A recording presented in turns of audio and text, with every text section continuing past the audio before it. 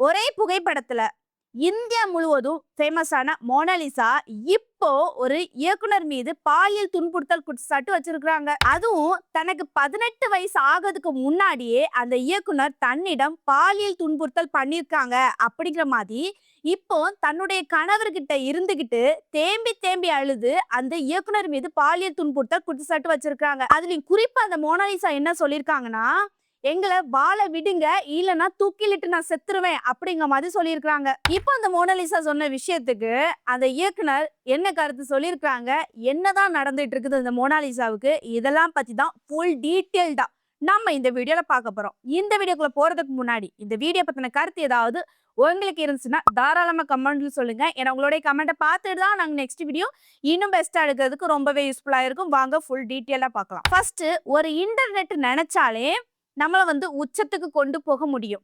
அதை இன்டர்நெட் நினைச்சாலே நம்மள அப்படியே அடிமட்டத்துக்கு கொண்டு போயிரும் அப்படிங்கிற மாதிரி தான் சொல்லி ஆகணும். சரியா? என்ன நடந்துச்சு அப்படிங்கிற மாதிரி பார்த்தோம்னா, கொஞ்ச நாளுக்கு முன்னாடி நம்ம ரீசெண்டா ஃபுல்லா எங்க பார்த்தாலும் இந்த மகா கும்பமேளா உத்தரப்பிரதேசத்துல உள்ள ஒரு வீடியோ தான் வைரல் ஆயிட்டு இருந்துச்சு.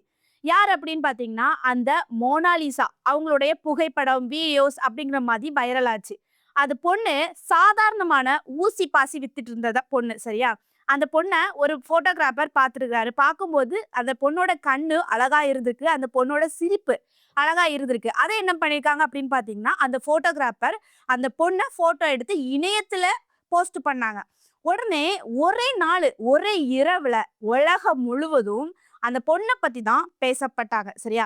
அந்த பொண்ணு கண்ணை பாருங்க அவ்வளோ அழகா இருக்குது அப்படிங்கிற மாதிரி, ஒரு சாதாரணமான குடும்பத்தை சேர்ந்த பொண்ணு அப்படிங்கிற மாதிரி பேசப்பட்டாங்க. ஒரு பக்கம் அந்த பொண்ணை இறந்துட்டா அப்படிங்கிற மாதிரி பேசினாங்க, இன்னொரு பக்கம் அந்த பொண்ணு இருக்கிறாங்க அப்படிங்கிற மாதிரி பேசினாங்க. பல விதமா அந்த பொண்ணை பத்தி பேசி பேசி அப்படியே மொத்தமா இன்டர்நெட் மூலமா வைரல் ஆகிட்டாங்க. சரியா?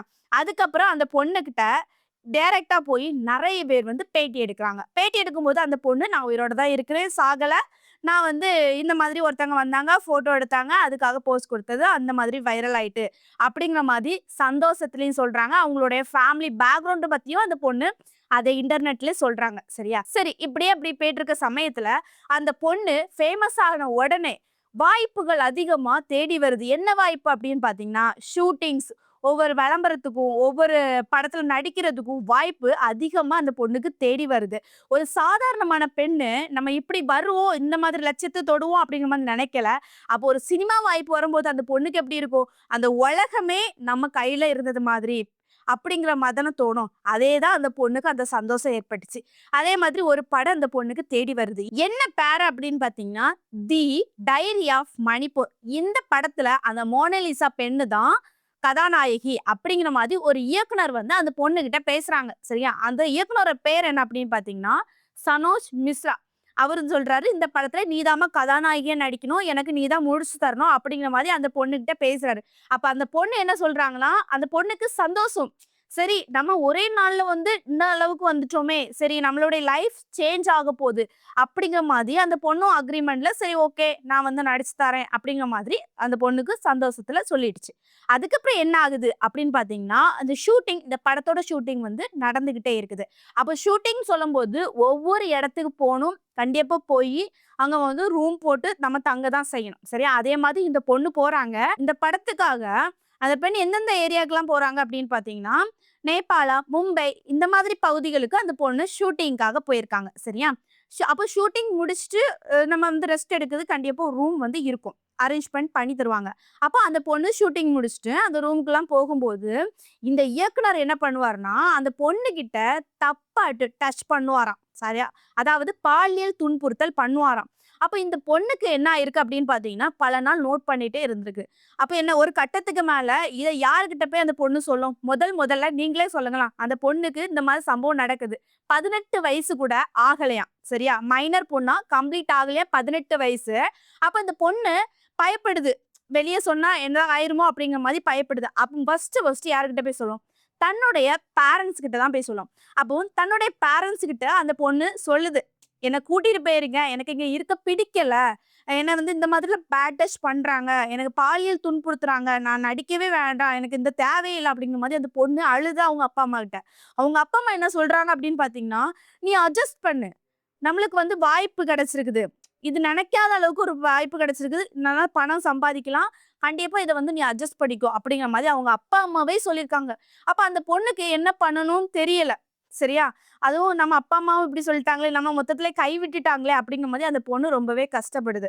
அப்போ அந்த பொண்ணுக்கு இன்னொன்னு என்ன ஆகுது அப்படின்னு பாத்தீங்கன்னா, 18 வயசு ஆயாச்சு. அதே ஏரியால வந்து அந்த பொண்ணுக்கு ஒரு லவ் வருது. காதலர் பேர் என்ன அப்படின்னு பாத்தீங்கன்னா பர்மான் கான். சரியா?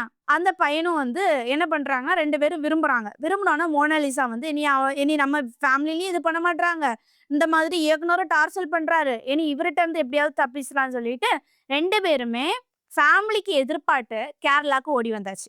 ஓடி வந்துட்டு கேரளால கல்யாணம் பண்றாங்க. இது கூட இணையத்துல ட்ரெண்ட் ஆச்சு. நம்ம வந்து அத ரீசென்ட்டா பார்த்திருப்போம். சரியா? அதுக்கப்புறம் என்னாச்சு அப்படின்னு பார்த்தீங்கன்னா, அந்த பொண்ணு பேட்டி குடுக்குறாங்க.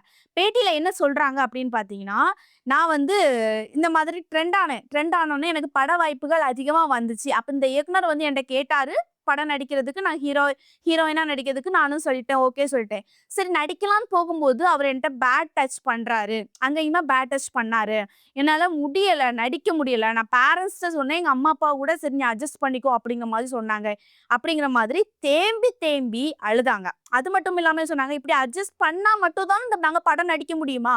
அப்படிங்கிற மாதிரி அந்த பொண்ணு தன்னுடைய கணவர் கிட்ட வச்சு அழுதுட்டே பேட்டி குடுக்குறாங்க. சரியா?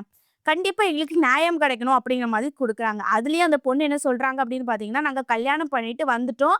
பேரண்ட்ஸ எதிர்த்து தான் நாங்க கல்யாணம் பண்ணிட்டு இங்க இருக்கிறோம். நாங்க வேற மதத்தை சேர்ந்தவங்க அப்படிங்கிற மாதிரி குறிப்பா லவ் ஜிஹாத் அந்த மத சாயத்தை பூசி எங்கள வந்து இது பண்றாங்க. அந்த பொண்ணு என்ன சொல்றாங்கன்னா, எங்களுக்கு ஒரு நிம்மதியான வாழ்க்கை வேண்டும். எங்கள வாழ விடுங்க. இல்ல நாங்க செத்து போயிருவோம் அப்படிங்கிற மாதிரி கேரளா அரசு இருக்காங்கல்ல, மத்திய அரசிடம் வந்து அந்த பொண்ணு கேட்குறாங்க. அழுதுட்டே கேட்குறாங்க. கண்டிப்பா எங்களுக்கு நீங்க ஆக்ஷன் எடுக்கணும். இந்த மாதிரி 18 வயசு ஆகறதுக்கு முன்னாடி இந்த மாதிரி இந்த இயக்குனர் பண்ணாரு அப்படிங்கிற மாதிரி அந்த பொண்ணு இப்போ அழுதுகிட்டே அந்த பொண்ணு துணிஞ்சு வந்து சொல்லுது. இந்த மோனாலிசா இந்த இயக்குனர் மீது குற்றச்சாட்டு வச்சாங்களா, இந்த குற்றச்சாட்டு கண்டிப்பா அந்த இயக்குனர் காதுக்கு போயிருக்கும். அதுக்கு அந்த இயக்குனர் என்ன சொல்றாரு அப்படின்னு தெரியுமா? இந்த மோனாலிசா என் மீது வச்ச குற்றச்சாட்டாவலும் முற்றிலும் பொய். ஏன்னா, நான் தான் அந்த பொண்ணுக்கு நடிக்கிறதுக்கு எல்லாமே கத்துக் குடுத்தேன். ஆனா, அந்த பொண்ணு என்கிட்டயே என்னோட லைஃபே வச்சு நடிக்குது அப்படிங்கிற மாரி சொல்றாங்க. அதுலயும் அவரு என்ன சொல்லியிருக்காருன்னா, குறிப்பா அந்த பொண்ணு என்ன வந்து பழி வாங்குறாங்க. என் மேல தப்பே கிடையாது. நான் வந்து இந்த பொண்ணு ஓடி போயிட்டா, ஓடி போக டைம்ல நான் அவங்க அப்பா, அம்மாவுக்கு ஆதரவா நான் நின்னேன். அத பார்த்துக்கிட்டு தான் இந்த பொண்ணு என்ட்ட வந்து இந்த மாதிரி பொய் பழி போடுறாங்க. இது வந்து முற்றிலும் பொய் அப்படிங்கிற மாதிரி அந்த டைரக்டர் அதாவது அந்த இயக்குனர் வந்து சொல்றாரு. சரி அடுத்ததா இந்த குற்றச்சாட்டு என்ன ஆச்சு அப்படிங்கிற மாதிரி பார்த்தோம்னா, இந்த மோனாலிசா இந்த பொண்ணு வந்து இந்த மாதிரி குற்றச்சாட்டு வச்சிருக்கிறாங்கல்ல.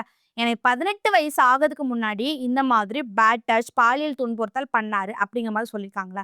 இத வந்து கண்டிப்பா வந்து வழக்கு போயிட்டு தான் இருக்குது. மோனாலிசா அவங்க தரப்புல இருந்து வழக்கறிஞர் மூலமா என்ன பண்ணலாம், ஏது பண்ணலாம், இதெல்லாம் உண்மையா அப்படிங்கிற மாதிரி டீட்டெயில்லாம் கலெக்ட் பண்ணிக்கிட்டும், விசாரணை பண்ணிக்கிட்டு தான் வராங்க.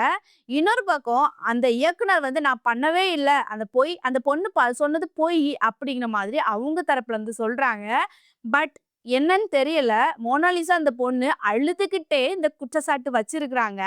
கண்டிப்பா ஒரு பொண்ணு துணிஞ்சு வந்து ஒரு மேடையில சொல்லியிருக்கு அப்படின்னா நினைச்சு பாருங்களேன். அந்த பொண்ணு எந்த அளவுக்கு பாதிக்கப்பட்டிருக்கு அப்படிங்கிற மாதிரி நீங்களே நினைச்சு பாருங்க. அப்ப அந்த தன்னுடைய ஹஸ்பண்ட வச்சுக்கிட்டே அந்த பொண்ணு தேம்பி தேம்பி அழுது சொல்லுது. எனக்கு இந்த லைஃப் தேவையில்ல அப்படிங்கிற மாதிரி அந்த பொண்ணு சொல்லுதுன்னா, அப்போ கண்டிப்பா அந்த இயக்குனர் ஏதாவது பண்ணாம கண்டிப்பா இந்த மாதிரி குற்றச்சாட்டு அந்த பொண்ணு வைக்காது. இந்த வீடியோ பார்க்குற நீங்க, இந்த மோனாலிசா இந்த பெண்ணுக்கு இப்படி ஒரு சம்பவம் ஏற்பட்டிருக்குல்ல. இந்த பொண்ணு அழுதுகிட்டே சொல்லியிருக்குது. இத பத்தி உங்களுடைய கருத்து என்ன? அத கமெண்ட்ல சொல்லுங்க. நெக்ஸ்ட் ஒரு வீடியோல சந்திக்கிறேன். பை.